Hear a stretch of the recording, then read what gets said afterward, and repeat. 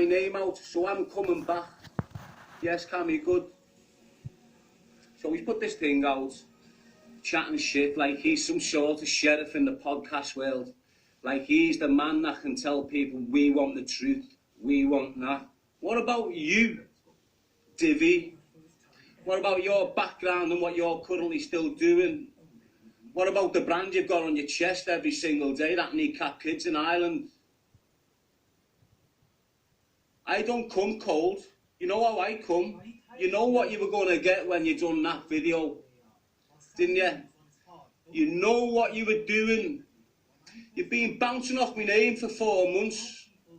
That's why I've been avoiding you, Marvin. You said on that video before that you've spoke to me about doing this and doing that. No, you haven't. What are you lying for?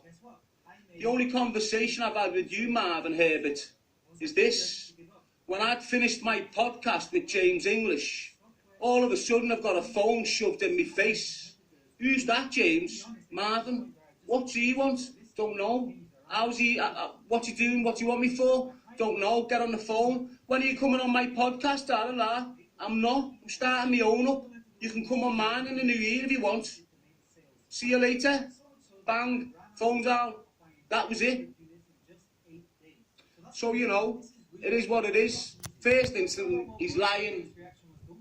Now, why I'm starting to fume about it a little bit. This is why I'm starting to fume about it a little bit. He's got the audacity to sit there and criticise this message on my chest. This message that I've carried the weight of for the past 5 years. The horrible, poisonous individual has tried to damage it in his interview straight away. He's going on about his message. What is that message, Marvin? What's your message? I can't hear no phrase coming out of your mouth. All I can see you talking about is breaking legs, bringing drugs in and damaging people for the Irish.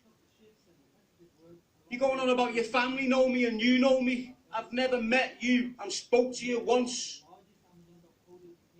Now let's get it right. You tried to fool everyone a couple of weeks ago with this Atwood shit.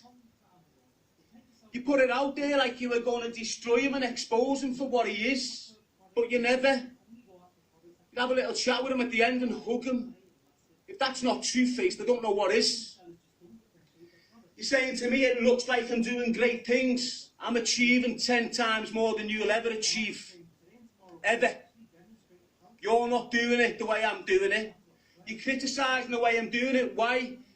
I'm upsetting most of your family and your friends. Is that why? The way I'm getting this message across. The way I'm taking kids away from gangs. The way I'm changing the mindsets of thousands. Taking them away from the destruction. The despair. You know, the words I've used in the past. All of a sudden you're using on your podcasts. Now you're sitting there with Atwood. You had the opportunity to destroy him. Physically and mentally. I used to kill people like you. Did you? At the very least you should have broke his jaw. Choose a life or not a knife. Doesn't matter.